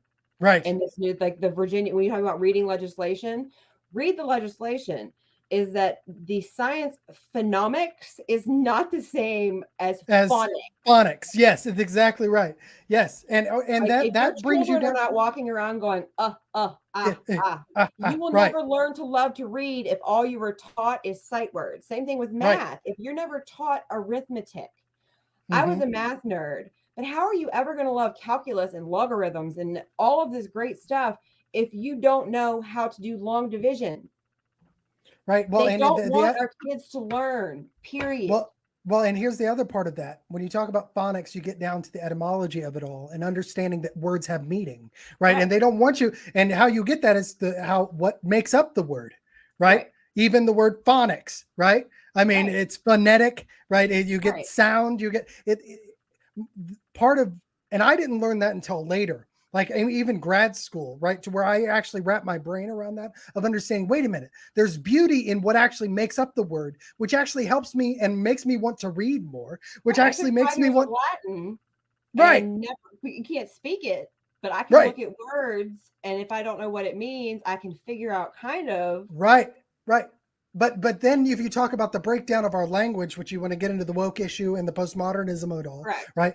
It's because we're changing the definitions of words out from it. Well, that's made possible because our people and this started with people in my age and your age, have lost connection with the basis of the language, which is the makeup of the words. And if you want to talk about critical race theory for just 1 second, it was rooted in critical legal studies. Law is made up of definitions of words. And so therefore you can actually change the law without an amendment if you change the definition of the word in the law. That's it. That's the whole system gone. That's the Constitution over. That's it.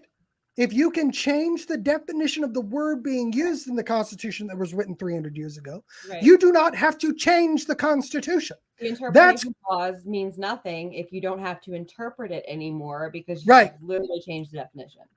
That's right. And that's what you're saying through social Or emotional you've learning. created the opposite. Like if Hmm. you've created a word that is like phonics versus phenomenon, like Right. is that Right. if you create a word that Equity and you equality. did right, exactly. Hmm. Is it's Yeah. all and that's what I tell people is I'm like there's a reason. And when we had James Lindsay come to do the Marxification and education in Arlington, I mean, if it was a small workshop, it was wonderful, but if you had been there just to try to learn to understand what wokeism is, you would have been Hmm. Hmm. lost. But he talked about, and this is what I try to tell people, is that what they've done is the destruction is that the way that civilizations continue to prosper is that you have to the repetition of learning from generations. Right. And they're and breaking that down. and he started talking, and so what they've done is that cycle that continues to produce, how civilizations continue to, is that they have disrupted that cycle. And because we are a Western civilization, we are a blip on the radar. They didn't Yeah. have to come in like Mao and Bolsheviks and murder the scholars and do all this stuff. Is that we are so new that there was really no as founded roots for them to have to come in and obliterate, Yeah. because everybody was 50, 60, 100 years ago, they could compromise it all. And there had been no really founded roots in Western, so here in the United States, because think about how new we are compared to the Eastern world. Yeah. And so we were so easy to compromise. And so then you start taking out, like, oh, well, let's just, there's no more God. There's no more the things that foundation of our country is made on. Like here in Virginia, everything about this state is being dismantled. Yeah. Everything is racist, every part of Virginia. And I sat at the Board of Education, and everybody from the Sikhs to the NAACP, because the history standards are being redone now, they're all pissed because not every aspect of where they came from is being covered, and there's not enough, and it's whitewashed, and it's this and it's Hmm. that. And I got up there, and luckily, I say luckily or unluckily, I was 52nd. And I got up there, and this is after the NAEP scores were we were in 50th in the nation for reading and math again, was just announced. And all of these people, I got up there and I said, "You're in America. You live in America, okay? Our Hmm. history of the state and the country that we live in is being destroyed systemically and for a purpose." Hmm. But none of you got up here and talked about the children that you represent. All you wanted to talk about was your history, that they can't read and they can't write. And Yeah. it's the special interest groups that come up there, all high and mighty self. And then I'm a call a racist because I'm a white woman. What do I know? What Right. I know is that I just sat here with 50 people that went up and are pissed because their history of whatever part of the world they came from isn't being represented. But not one of you mentioned the fact that Virginia is 50th again. We are not even below proficient. We are basic, the only state in reading and in math in the nation again, especially for the historically marginalized. If we were going to acknowledge that, and not one of you mentioned those children that cannot read and they cannot write and they cannot do math. And I was I this pissed about it. I need to look at these rankings because Oklahoma is 49th. It's like, and what I'm telling you, what is happening in Virginia and what is happening in Oklahoma are very similar. I mean, they're extremely down to the people running the state. Very, very similar. Because what you're describing is exactly what's happening here. It's exactly what I mean. There's some differences here and there, but Yeah. when it comes to the breakdown, it, and the breakdown of what it means to educate, or the push to, okay, all public schools are bad, so we have to go to these other schools, or whatever it may be, right? Right. There's several different parallels, but it seems that the common denominator here is that it's all moving to a focus on the system or changing the system as opposed to a focus of helping the kid Mm-hmm. It's not about the learn. children. And that's what I Right, told them. What right. you just proved to me right now is what I've been saying all along. Because I said, if you could show me one child that has benefited from equity, Yeah. then we could have a conversation, but you can't. Pushing them through with no education to up your diploma, how many kids graduate? How many kids graduate means nothing. That is, we're looking at the wrong thing. It's like accreditation.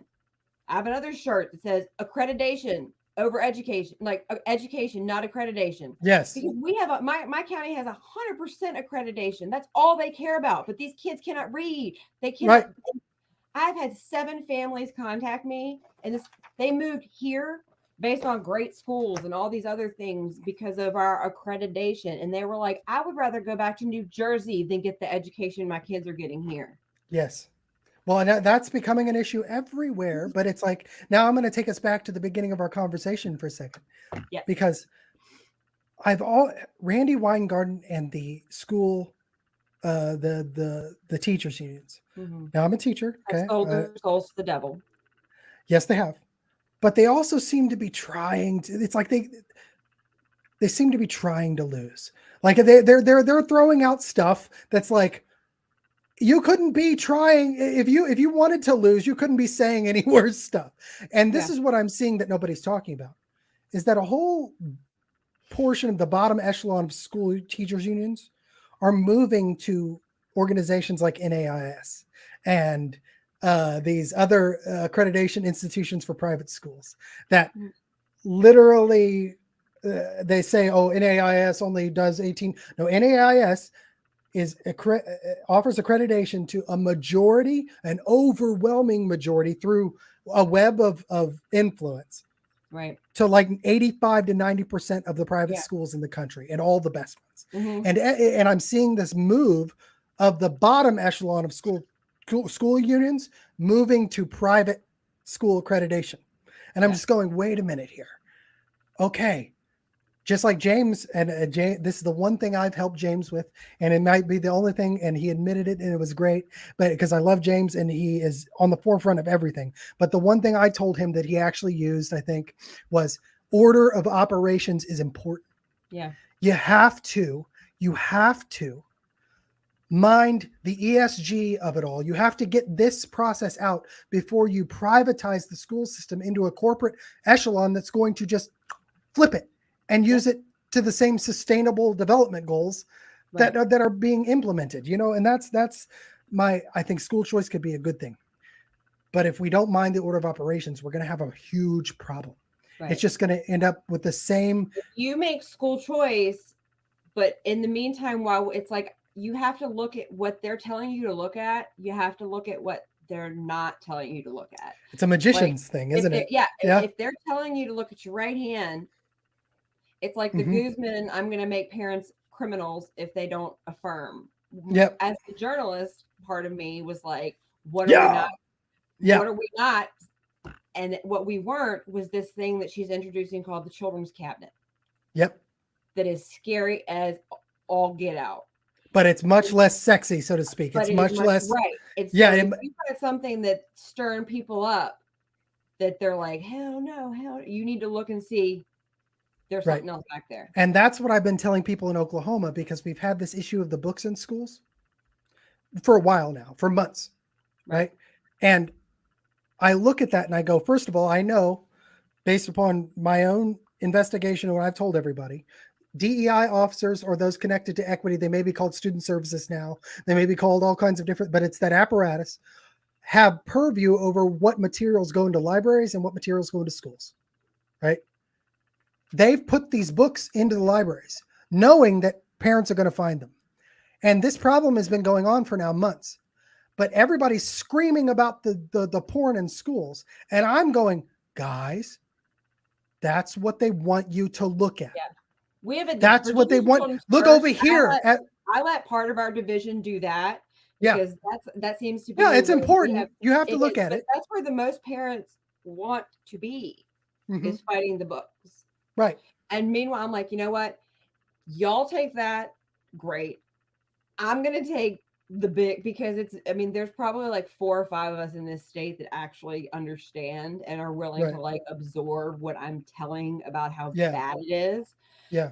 And I'm going to go ahead and I'm going to work with my national people, and we're going to work on some big stuff.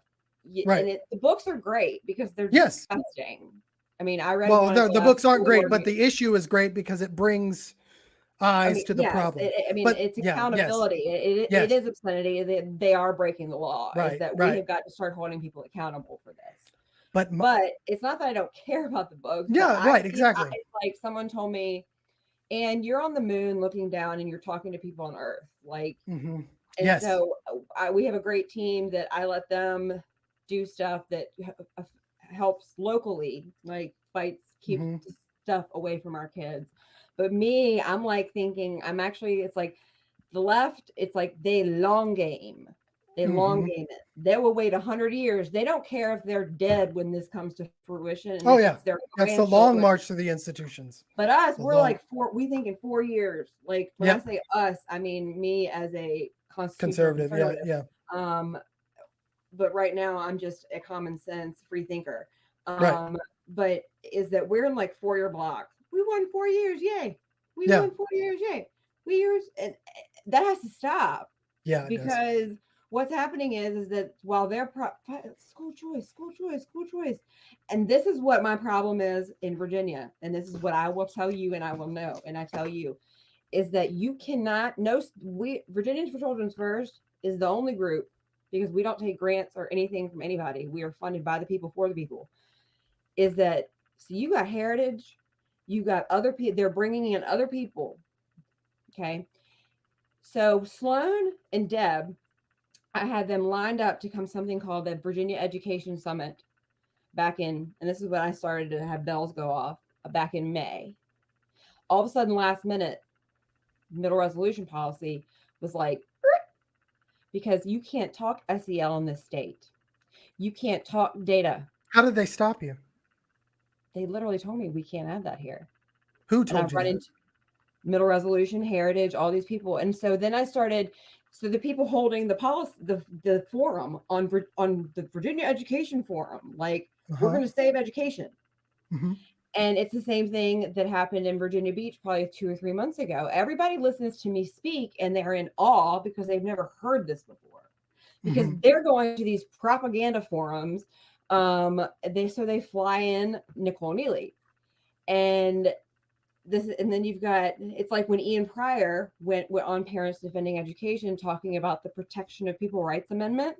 Hmm. And I blasted him because he's 2 hours from me and he has never once made a statement for the state of Virginia about SEL or the Protection of People Rights Amendment. And then probably about 2 weeks later, his firm, you've got statements from AFL all over the nation, but nothing in Virginia. But you're going to Yeah. go on Parents Defending Education in Loudoun County, Virginia, and make a huge thing about what PPRA is, but you've never once fought for your own state. So they bring the same people. So it's going to be like Heritage, Middle Resolute. These people had a parents' rights and education down in Virginia Beach. And so people said, Anne, are you speaking? And I'm like, they won't let me speak because these people, they'll let you talk CRT. Yep. They'll let you talk transgender. Hmm. And I said, here's my flyers. Go ahead and go. I'm not going. And they brought Nicole Neely in. And I told Parents Defending Education because, Ashra and Arani and Suparna and that, that's a whole Fairfax and that whole thing is different. But I said, here's the thing. I said, don't come to my state again if you're not going to speak truth. And that's how I am, is I'm going to tell people, you don't come to my state and rile people up because what it does, it makes my job, it makes what I'm doing harder to get people to understand what's actually going on. And you can stay in your state, you can stay wherever you want, but don't come into my state talking about parents' rights and education if you're not going to talk truth about what's going on and what you know is going on. You may have sold your soul, I didn't. And that's how I feel about it. It's because then I have to go speak and people look at me and they're like, well, I was just at this thing. And if you're a big organization, then you must be the bee's knees and you must be speaking truth. If you get the most retweets, you must be the one who's right. Correct. I mean, literally, it's kind of the real world version of that, right? Correct. And that's what I run into as well. It's I go in and I speak it, but I'm not connected to any organization on purpose because I want to reserve the right to disagree with them based upon the facts. And if you That's jump why I in, started my own 501c4, and right, there's literally like 2 or 3 or 4 of us that are running over this state with the truth. We're the only ones. We won't compromise our values. Is because I wouldn't play nice in all the other ones that have the big names in this state. right, So I went and started my own. right. And I can go on my YouTube channel. I don't have to check with anybody about what I can or cannot talk about. And I have my people and we do our thing. And is that because at the end of the day, I'm like, I wake up, I put on I call it my IDGAF. I put on Mm-hmm. and I roll and I don't look back. Yeah. And it's like, whether you like it or not, I am sorry. I don't Mm-hmm. politic. I don't play well with others. But I do have a squad. But I do have a squad, and I do know that if we were going into war, that there's about 8,000 people in this state that I'd be the first person they called. Yeah. Yeah. And it's that's how it is that if you are I forget who Deb had on her show or somebody had on their show, but they were talking about principles driven people, is that we do not have enough of people who are driven by principles, and like their moral code is so strong they will not compromise it. Right. Everybody will bend and flex, like, right. Oh, I won't. And when I started this, I was literally told, you're not going to get anywhere because you're so abrasive. All you do is tell the truth. I said, I will not politic. All I can tell you this is that I talked to delegate. I had a 3-hour conversation with a delegate yesterday. Is that more people? It's like people thought 45 wasn't going to change anything. Yep. Is that people are flocking to the truth. And is that I have got legislation in the till for this session for January that can actually do something in education, and with a liberal Senate actually get passed because I know the law. And I have got delegates and senators contacting me to work with me. And is that I don't care if I don't have to politic, because I want this world to change. And if I bend to become a part of a world I don't want to exist for my children, that I don't. You're just gonna lose. Yeah, you're gonna lose, and that's our situations. I will say this: you're probably more organized and have a few more friends than I do, because it's a little different in Oklahoma because everybody.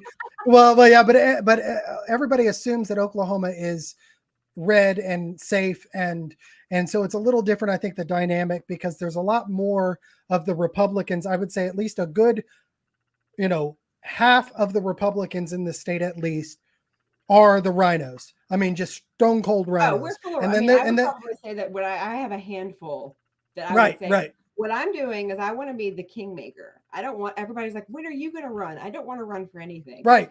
I want to find the people to replace I want to find America first to get the establishment out is what I'm doing. Like, I don't want to run for anything ever. That's not what I want to do. I want to be like the behind the scenes. I want to hunt down, find the people to come in and actually be America first and make America again. Right. Well, and that's what has been my goal for a while now. And what I've found, though, is that I get caught up with people that actively say one thing and do another. Yep. And that over and over and over and over and over again, and then turn around and paint me as nuts when I tell the truth about what they've done. Right. And that's what I can't stand. And it seems to be more of that in a place like Oklahoma. I can't speak, but it's so pervasive here because everybody just assumes it's a super majority. It's not like Virginia. It's not purple. It's not even close to purple. Right. You had a governor running the polls until right. But the polls in Oklahoma for the last month before the election were saying that Joy Hoffmeister, the Democrat, was going to win, and she was 3 points ahead, and he won by 17 points, which is what I was telling everybody. I said, don't get scared. He's going to win by 20 points. Now is the time we can try to hold our Republican governor accountable. Right. For the things he hasn't done, because we know he's going to win. But if you buy into the fact that he might lose, oh my gosh, he might lose. If you buy into that BS, then you've lost your whole mechanism to say, hey, let's actually save women's sports. Let's actually stop CRT and DEI. Correct. Hey, let's actually stop SEL. Let's Right. stop women, People are gender thinking short term. surgeries and all of that. Let's actually do People that think short before the term. election. Yeah. Is that they're Yeah. like, well, you're going to split the vote, and the liberals. Okay, so say for 10 people run and the vote gets split. Okay, and the next Uh-huh. time 10 people run and the vote gets split, and we get 4 people in, and then the next time the election, 20 people run and we get 12 people in. That's how you make change. But continuing every election cycle to allow people who say they are Republicans who do not align with Republican or conservative values because they want to fill a red body in a red seat, is that you have to stop thinking about, oh, well, this term or is that's how you make change, is by challenging. Like right now, we are challenging the establishment in this upcoming Senate election. And we are going to get with truth, and with truth, the people who will speak truth about education in Virginia as Republicans. And we are going to get the establishment out. We might get 2 in. And then next cycle, we might get 2 or 3 more in. Once we can, I mean, if we can get 6 actual America First, understanding, willing to listen to education and speak truth about it into the Senate and stuff, then we can make a change that nobody can imagine is possible, and that can happen all over the nation. It could, but in places like Oklahoma, it's different because the real elections are in the primary, and nobody pays attention to the primaries. And then you will have 12 Republicans run for the same seat. I can tell you right now that I didn't know anything about voting for school boards or primaries, or I just was like, okay, where's the R? Right. Exactly. But in Oklahoma, the general election is a foregone conclusion, except in a few districts. So nobody pays attention. All the big brouhaha gets thrown up at the general election, when I was telling everybody the Democrats have no chance of winning a statewide election in Oklahoma. None. I don't care what your stupid poll says, which I was right. They were like, oh, they're going to, it's going to be a close election, and they win by 20 or win by 17. Right. And even the professionals are coming, oh no, we have, Stitt may lose. He really may lose. Bulls, BS. You know what I'm saying? And so you have the Republicans are going to win, but what type of Republican? Right. And so the real issue becomes the primaries. And what they do is they completely they drown out the primaries. They drown them out, and you will have 3, 4, 5, 12 people running for the same party. Right. You don't get notified of primaries. Right. And exactly. Is that I refuse. I've never signed up. So because I refuse to sign up for a political party, I don't get I'm an independent. Yeah. I don't get notified of these things. And then they'll use that against you, Anne. They'll use that against me. They're like, well, I won't trust an independent. You're a registered independent. I don't trust you. Like that's been used against me by Tulsa Parents Voice out here, or the Parents Voice groups. It's like, wait, well, I don't trust you. You're saying bad things about Governor Stitt right before an election. I tell people, I don't. You're a member of the Chesterfield GOP. I don't trust you. Like, but it's like, all I'm doing is telling the truth. You can verify it.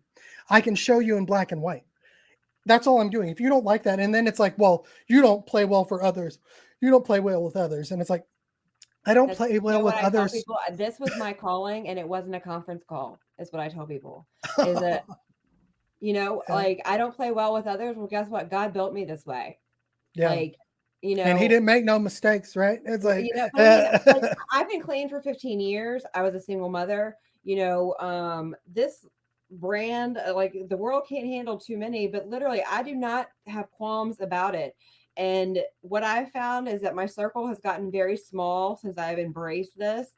And you talked about in the beginning about like my education, like having a geopolitical war history of the 20th century degree. So World War I, World War II, like mainly was my jam.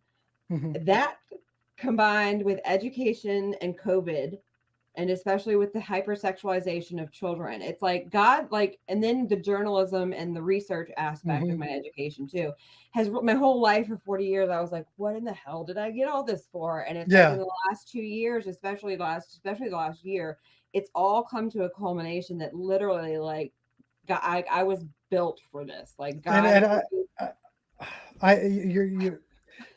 I wish I would have had you on earlier. I honestly, because we should be talking because, let me put this in a very nice way, and I'm going to let you go. It's been 2 hours, and I I know appreciate you my being kids have on. But probably torn my house yeah, down. yeah.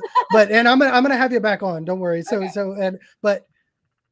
and let me say this in the most affectionate way. I was raised a white trash. Yeah. Well, let me just point that out. Like it's just Mhm. I have a doctorate or almost have a doctorate. I took a different path, but that was out of pure luck and out of a talent that I had. And so I have this unique, and I was also super into history. It's been a part of every single thing I've studied my whole Yeah. life. I'm talking American history. My dissertation is on World War II, Thomas Jefferson and music all combined. It's what got me into this fight about them trying to rip down the Jefferson Memorial in Right. Virginia, about a piece that was written at the University of Virginia Oh my to God, celebrate. UVA. We'll have to do a show Yeah, on UVA. You have yes, no idea what's coming we out of that do. place. It's Yes, disgusting. but I just connect with what you're saying because I feel like that everything I've done has brought me to such a time as this. And Yeah. I was built, and I don't, I'm not a perfect person. No. I've made mistakes, but Yes. because I've made those mistakes, I know what it means to actually stand up for what is right. Because Right. having to put your ass on the line and make those mistakes and take those arrows and pay for that, right? Right. Whether you say whether it's through addiction or other issues like that, you come out of that kind of situation with a resolve that makes you go, hit me. Amen. I've dealt with worse than Like you. it's I've like the dealt whole with like worse than you. felons. Let's just give them their rights. Listen, I've been to jail. Okay. Yeah, I was in a drug court program for 2.5 years. I earned my right not to be a felon. right, So, and I don't have a problem. I said we need more politicians that are not politicians, right. human people running, because Hmm. we're all, none of us are Jesus, none of us are perfect. We all Right. have, so your skeletons either live in the light or they live in the dark. Yeah, And I would much rather vote for somebody who admits what they've done wrong in life yeah, and that is not a perfect person, that somebody with a nice, pretty suit who's, because they're all, we all have them. It's just yeah. whether they live in the dark or whether they live in the light. And who's None of willing us, to hide them for them, and how much money exactly. they're Is giving that them. people who appear pretty and perfect, they frighten me much less than somebody who can't speak perfectly and sends mean tweets and whatever. Right, Is that right. somebody that, but I tell you what, is that somebody who looks all pretty and wrapped up on the outside, they scare me far more than somebody who's willing. Like, why would we not want to vote for somebody who, even if Is they were real. a recovering alcoholic, Right. then you've got probably 800, I mean, 200 people up in Congress who are alcoholics. Like, Yep. you got to pull out, or I mean, is that why would we not want to run for humans who are claiming, who are owning up to their own humanity? Right. You Well, know, and is that that's a I think that's a problem that we have in the unwoke or conservative area of things is that because the thing is conservatives actually have standards. Hey yeah. girly. Hey girly, I'm gonna let you go. I'm gonna let you go, I promise. But conservatives actually have standards and the woke do not. The hypocrisy is the point, right? And so we end up being shed and put in this box of, well, if you're not perfect, we can't associate with you Yeah. or whatever it may be. And we lose the most dedicated people Right. sometimes to that kind of mismatch of, I hey, mean, there's days that where I'm like, I mean, because I get attacked from both sides. And yeah, it's like, me too, girly.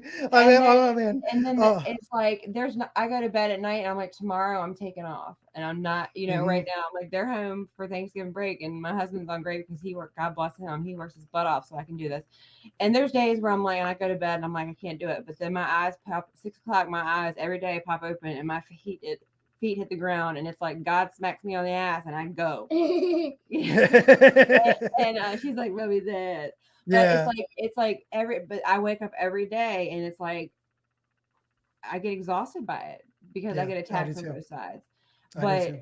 I know exactly 100% what I'm on the right side of God. I'm on the right side of history. And I know that my soul is right with God. And I would much rather be in the position that I'm in than have to answer for something that I compromised myself for in the hereafter.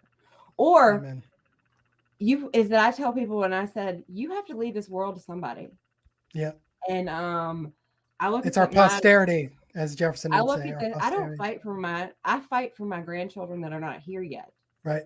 I fight for it so that these girls that I can put in a bubble because people pull their kids out, but they forget who you're going to leave your children to interact with Yeah. for the rest of their lives. Right. Who they're going to interact with. Right. Right. Who Yeah. the Yeah. meek shall inherit the earth. And if these children that are getting this education are going to inherit, there will be no more America for Right. this one that I can protect.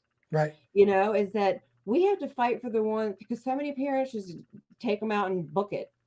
Yep. What in the world is going to be left to your child is what I tell most people, is that there will be no more America. Like, what kind of world are you going to leave your children is what's, you know, I tell people a lot. Yeah. And so I look at them, and I do this for them, and I look at for mine that are not here, you know, is that we have to start thinking more, less about ourselves. Like, is that the right. You know, self-preservation these days, and I tell this to teachers a lot that won't speak truth, but will drop me off information all day long about what's going on in these schools. And I say that there has to be some point to where you almost become worse because you know it's wrong. Yep. Yet you keep doing it. And there's not a dollar bill that you could pay me that I would compromise that for. And right. I don't know when, you know, humanity, you know, became so compromised. But well, money does that. Well, I want to let you get back to your family, your beautiful little girl there. I'm going to have you back on. I want to have you back on regularly, honestly, to be able to and let's keep, well, I feel like we should have connected, and we've tried at different points. But I think we need to keep in contact and keep talking about these things. So tell everybody how they can find you and yeah, so you can find me on Twitter is at domestic at domestic terror, like terrorist, but and then that and so and then our website is VAFCF, so like Virginians for Children, or you can type it out, Virginians for Children First .org. Okay. So VAFCF.org. And it's easy to find us on Facebook also. We have a YouTube channel. It's easy to find too. And a lot of times, like when they go to bed, I'll get on and I'll go on like the last couple of nights, I've just blasted gone through the 20 years of UNESCO. Yeah. And the documents that have been, like, I've been on an SDG kick. That have been trying to explain to people like what globalism and why trying to get Virginia to understand that SEL is not about bullying. Yeah. Right.